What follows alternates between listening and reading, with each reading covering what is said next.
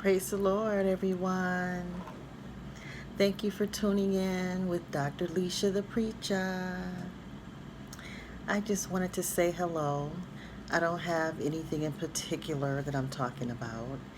I just wanted to push play and see what comes out. Um, some of the things that have been on my mind to talk about are things, of course, the women in the Bible. And I've talked about quite a few of them. And I'm at the point now where, you know, whores have godly purposes too. It's not limited to the women in the Bible.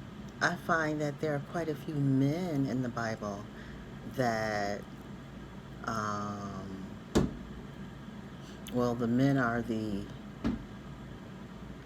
experts in the Bible concerning multiple relationships, having multiple relationships. We live in a world where having multiple relationships is considered immoral, is considered sin to some, is considered being promiscuous. It has a lot of negative,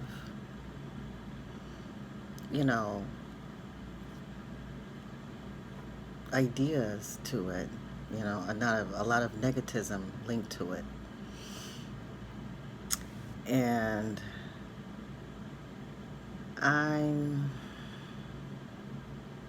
I just don't share that same belief. I mean, really deep down in my heart and in my spirit, I don't share the same belief. As much as I would love to fit in with the norm and be traditional and go along with what everyone else is doing, I would love to be able to do that. But for whatever reason in my life, it's not that simple. It's not that simple to go along with everyone else is doing. Can't do it anymore. There are some things that I'm going to go along with because that's what I want to do. You know what I mean? It's societal norm. And the societal norm, depending on what it is something that I may want to do. But there are things that are not societal norms that that I still want to do. And I believe we all do. We all have those. We all have those things that we want to do regardless to what is normal in our community. We all have that. Mine happen to be multiple relationships.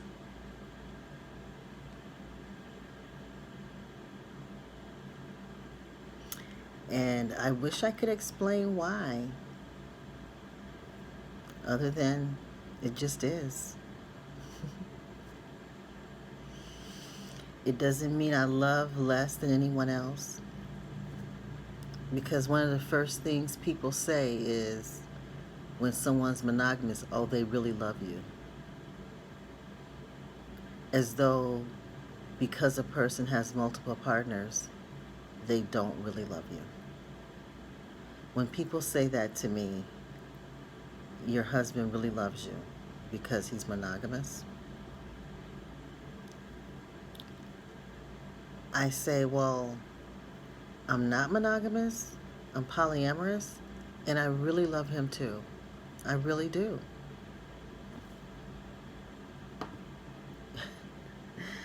You know, I love myself. I love my spouse. I love my family. I love my friends. I love everyone that I choose to love. Right. And the quantity of people doesn't matter as long as the quality is there.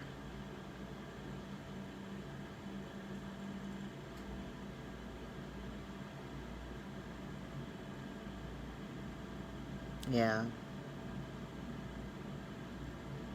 Open relationships. Some people think that open relationships is different than polyamorous relationships. And there may be some differences, but I think it's still all good communication. You know, it's all based on honesty. Both of them, whatever the differences are, which I'm not sure, they both are based on honesty, and both are based on non-monogamy. Yeah.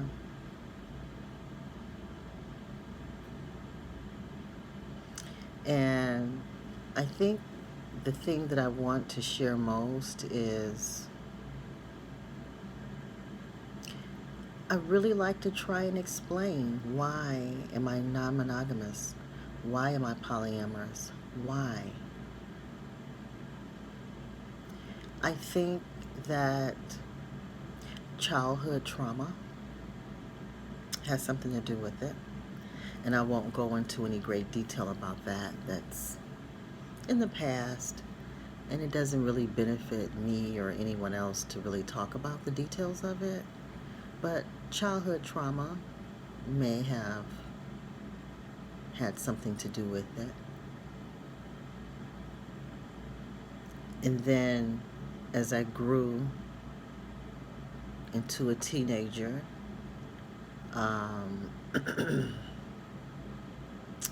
being non-monogamous just didn't seem, it seemed like the natural thing to do. Even though I wasn't practicing it as a teenager, but I didn't have a problem with it. For example, if I had a boyfriend that had other loves, other girlfriends, back then, girlfriends, then I didn't have a problem with it. I just didn't. And it was something about me that actually liked it. Liked the fact that my boyfriends had girlfriends, other girlfriends. Something odd about me that actually, it just never bothered me, you know. I didn't like being cheated on, I know that. I didn't want to be cheated on, but I just wanted to know. I wanted honesty, even as a teenager. And in my adult years, same thing. I prefer honesty, you know. When cheating pops up in my life, I deal with the cheating.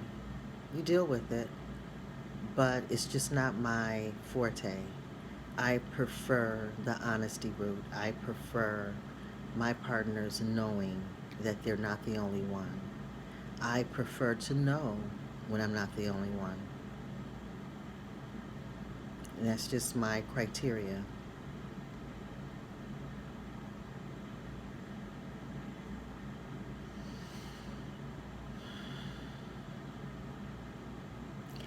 It feels free inside to be polyamorous.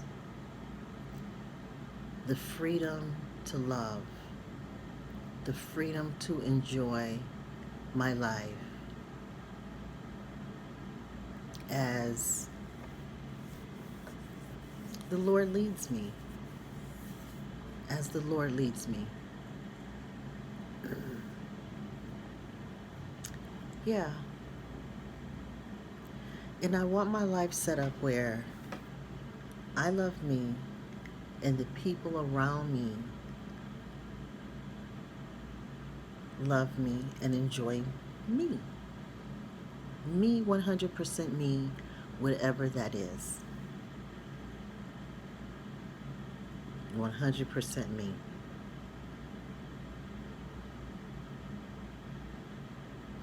And a part of me is my non-monogamy. And I'm proud of it. I'm proud of it. And I think I'm proud of it because it's not the norm. And I had to, I won't say fight, like physically fight, to be who I am, to live openly polyamory. Because I lived a monogamous marriage for many, many, many years before I became polyamorous. So I had to transition my entire life, my entire marriage, into accommodating me being polyamorous. And that was a journey within itself, and that's something that I'm willing to talk about too. How that happened, how I had a monogamous first marriage. I was monogamous. I can't speak for my partners. You know what I'm saying? But I was monogamous in my first marriage. In my second marriage, which is my current marriage of 23 years. Yay! We just celebrated 23 years on Saturday. 23 years on Saturday. So, I can only speak for myself, and I was monogamous in my second marriage for 16 years solid straight. 16 years. And then I needed to open up the relationship, open up the marriage where I could date. I needed to date. I needed to date because there are things about me that I need to explore, things about me that different people pull out of me, challenge me on. Different people from different places, different reasons and circumstances, you know. Even with friends, you know, I have my core friends from grade school, but in my adult life, I still add friends to my mix because there are new things for me to consider. There are new things for me to do, new things for me to see, new places to go. And it takes new people a lot of times in order to experience the new things. So a lot of times in my tarot readings, I'm talking about, you know, ending cycles and beginning new things. Well, that beginning and ending process, or ending and beginning process, ending and beginning process, that happens continually in different areas of our life until we die. Until we die, there will always be some type of change of something ending, beginning, ending, beginning. So, you know, the tarot readings give insight on how to handle, how to, what perception, perspective to look at these changes from, to help calm situations. Absolutely. So, again, I didn't know what I was going to say, so I'm probably going to put this over and I guess just straight from the heart, and I might put this in open relationship polyamory, put it in both, because I'm just speaking, nothing, this isn't scripted or even thought through, it's just speaking from my heart with Dr. Lesia the Preacha on polyamory, non-monogamy, and open type relationships. All right, thank you. You all have a blessed day. Bye. Oh, click like and subscribe, please. I'm up to 48 subscribers. I'm so excited. I can't wait for it to be like 48,000. But for right now, I'm glad to have 48. 48.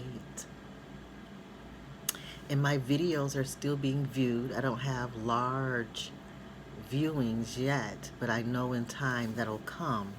But for now, I'm excited about each like, I'm excited about each view, I'm excited about each subscriber, and I'm just excited about being me, Dr. Lesia the Preacha, and I'm excited that you're watching and you're following me on YouTube. Thank you so much. Thank you. And you all have a blessed evening. Bye. Bye.